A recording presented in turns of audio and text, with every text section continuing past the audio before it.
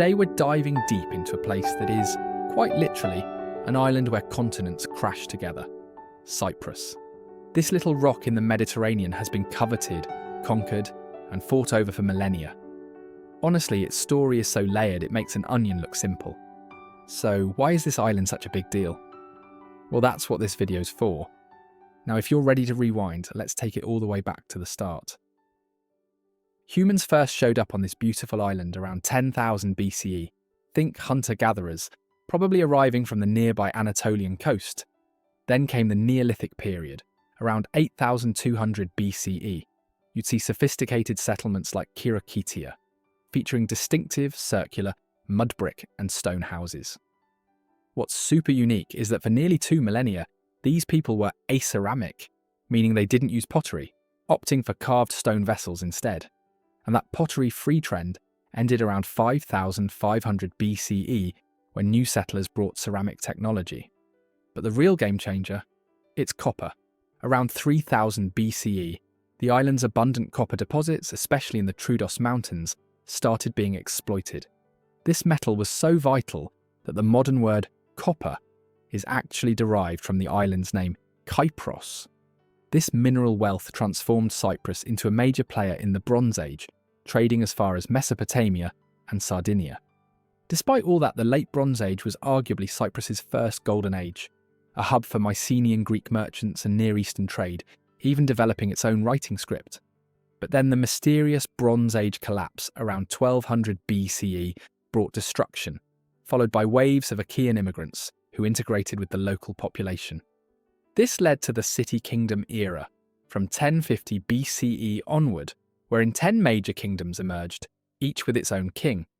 Imagine, 10 separate mini-monarchies on one island. Sounds complicated, right?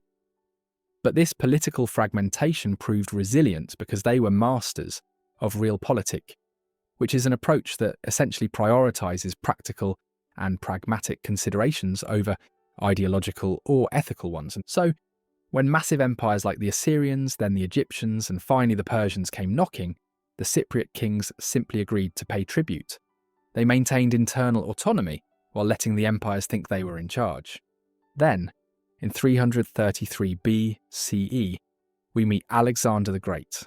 And that's when the Cypriot kings immediately switched their loyalty from Persia to Macedonia.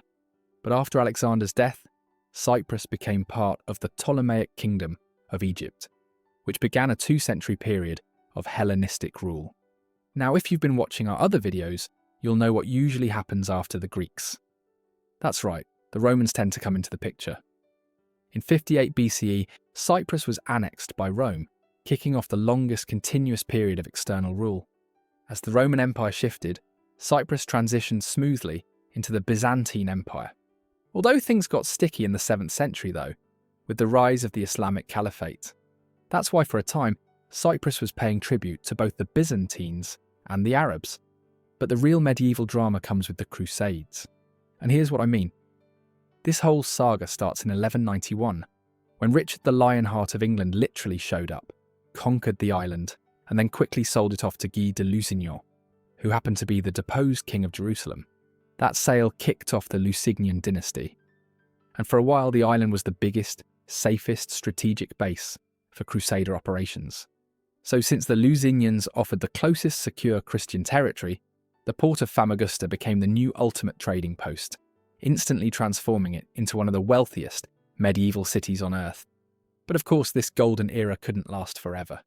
Because after the Lusignan dynasty finally petered out, the rising naval power of Venice swooped in and took control in 1489. Venetian rule was short-lived though, because just a few decades later, in 1571, the mighty Ottoman Empire conquered the island. The Ottomans actually brought a huge social shift. They set up the millet system, which unexpectedly gave the formerly suppressed Greek Orthodox Church a ton of new administrative and social authority. And even though a bunch of Turkish-speaking settlers moved in during this era, the vast majority of the island's population remained Greek Orthodox, a fact that would become crucial later on. So, now let's fast forward to the 19th century. As the Ottoman Empire declined, Greek nationalism was on the rise. And in a deal to protect the crumbling Ottoman Empire from Russian expansion, Britain stepped in. And the Cyprus Convention of 1878 gave Britain administrative control, essentially turning it into a British base to protect the Suez Canal. But as the decades went on, the old dream of Enosis, which is their union with Greece, never died out among the majority Greek Cypriots. And this eventually boiled over in the 1950s, when Greek Cypriots launched a full-on guerrilla war to push out the British and achieve that unification. Well, the outcome wasn't Enosis, and instead, after years of fighting, Britain granted independence in 1960. This created the Republic of Cyprus under a super complex power-sharing constitution designed to protect both Greek and Turkish Cypriots. And to make things even more complicated, Greece, Turkey and Britain all signed on as guarantors of the island's independence and its constitutional order. But this complicated arrangement almost immediately imploded. By 1963, power sharing totally broke down, and intercommunal violence erupted. The Turkish Cypriot side withdrew from the government, and the island descended into a period of extreme tension, leading the UN to establish a peacekeeping force in 1964 that is still there today. The crisis reached its absolute peak in 1974. A military junta in Greece backed a coup against the Cypriot president, aiming for immediate enosis, and this was the final straw. It prompted Turkey to intervene militarily on July 20th, which led to an occupation of roughly one-third of the island. The result was catastrophic, a massive forced displacement, with Greek Cypriots fleeing south and Turkish Cypriots fleeing north. Since then, the island has been basically frozen in conflict, with a deep division slicing right through the capital, Nicosia. In 1983, the Turkish Cypriot side declared the Turkish Republic of Northern Cyprus. But guess what? It's recognised only by Turkey. Fast forward to 2004, and the Republic of Cyprus joined the European Union. They even tried to fix the whole thing with a UN plan called the Annan Plan, but it was rejected by the Greek Cypriot voters that same year. Today, Cyprus remains a divided island. You've got the Republic of Cyprus in the south, the Turkish Cypriot-administered area in the north, two British sovereign base areas, and that UN-patrolled green line separating them all. It's a complicated, difficult, and delicate situation, and honestly, we need a whole separate video to really dive into the details. Alright, so far you've just heard about Cyprus's epic history, and how every empire and their cousin wanted a piece of it. But why? To understand that, we need to talk geography. First off, let's get our bearings. Cyprus is sitting pretty right at the meeting point of Europe, the Middle East and Africa. It's located south of Turkey and west of Syria, making its location the entire reason its history is so incredibly volatile. Now, for its size, it's the third largest island in the Mediterranean, with a total area of about 3,572 square miles, or 9,251 square kilometres. The landscape is totally dominated by two massive, contrasting mountain ranges, almost like the island's two big, rocky spines. The big one is the Troodos Range, which takes up almost the entire southern and western part of the island.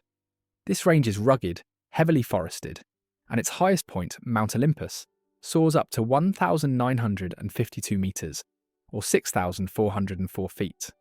These mountains are still covered in ancient woodlands, hosting beautiful endemic species like the golden oak, but then you head up to the north and find the narrow, slender, and largely barren Kyrenia Range.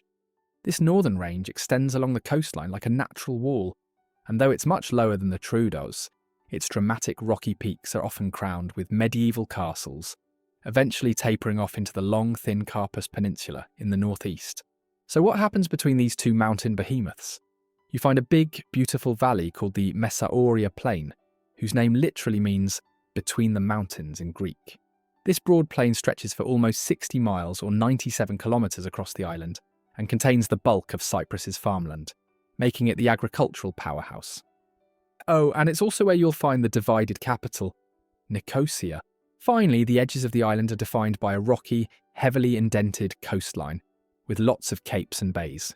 But it's still fringed with those gorgeous sandy beaches we all love. And with all those geographical masterpieces, it's no surprise that Cyprus supports a remarkably rich natural life, with over 1,800 different species of flowering plants, including more than 120 unique endemic plants found nowhere else. It truly is a dynamic place. So, are you ready to see how all this natural wealth and strategic geography have shaped modern politics and the economy today? Well, stay tuned. Because when you talk about Cyprus's politics and economy, you're essentially talking about two parallel worlds on one island. First, politics. The island is governed by the Republic of Cyprus, which is the internationally recognised state and an EU member. It operates as a unitary presidential republic with a strong executive branch. However, remember the 1974 split. Since then, the government has, de facto, only controlled the southern two-thirds of the island, primarily populated by Greek Cypriots. The original 1960 constitution was a complicated power-sharing arrangement between Greek and Turkish Cypriots, with specific allocations for the presidency, the Council of Ministers, and the House of Representatives. But that system broke down in 1963, and since the Turkish invasion in 1974, the government has been run by necessity only by Greek Cypriots, with the Turkish Cypriot reserved seats in the House of Representatives left vacant. In the northern third, you have the Turkish Republic of Northern Cyprus, or TRNC. It's a self-declared state established in 1983, and here's what you need to know about it. The Turkish Republic of Northern Cyprus is recognised only by Turkey, as I said earlier, but the United Nations and the rest of the world consider that territory to be under Turkish military occupation. And this division creates a unique and frustrating political impasse, defining almost all of Cyprus's international relations and domestic planning. Now let's look at the Republic of Cyprus's economy, the one that's a part of the European Union and uses the euro. And after a rough patch with that global financial crisis way back when, Cyprus bounced back hard. In 2024, their real GDP growth was a strong 3.4%. And economists are projecting solid growth of around 2.5% in 2025 and 2.7% in 2026. So what's the secret?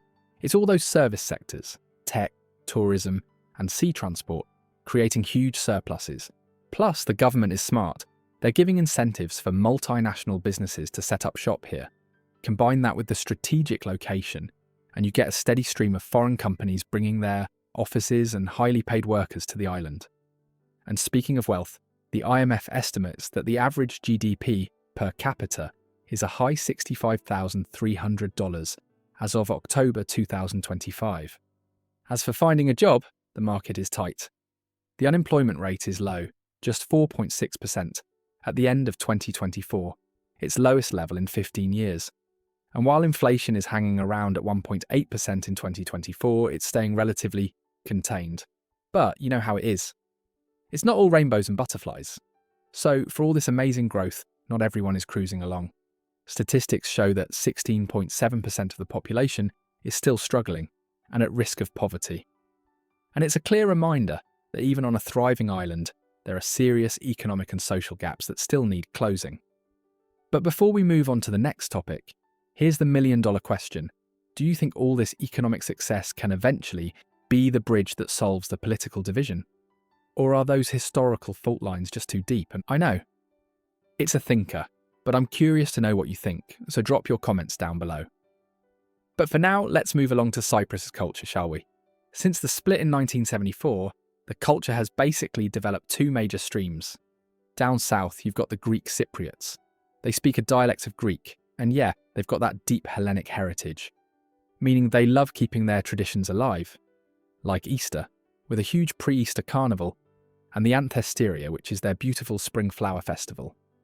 And since this younger generation has grown up in a pretty chill and prosperous environment, they're masters at blending the old-school customs with modern global trends. So they could do traditional folk dancing on a Saturday, then hit a trendy dance club on a Saturday night. Then, up in the north, the Turkish Cypriot community has really leaned into promoting its distinct Turkish and Islamic culture. They've changed some of the place names to Turkish, and they celebrate their own holidays like the anniversary of the TRNC and traditional Muslim festivals. And despite all the political tension, both sides share awesome traditions. Case in point, the handicrafts. You've got to check out the lacework, especially the super intricate stuff from the town of Lefkara near Nicosia, and the silversmithing. It's absolutely everywhere. The art scene is also buzzing. They have painters, sculptors, and a seriously cool annual event called the Opentiera International Festival, which brings in world-class performers. And get this, There's a growing peace culture movement where people are using things like poetry and art to try and bridge that ethnic gap. How cool is that? Besides art, another thing they agree on. It's food.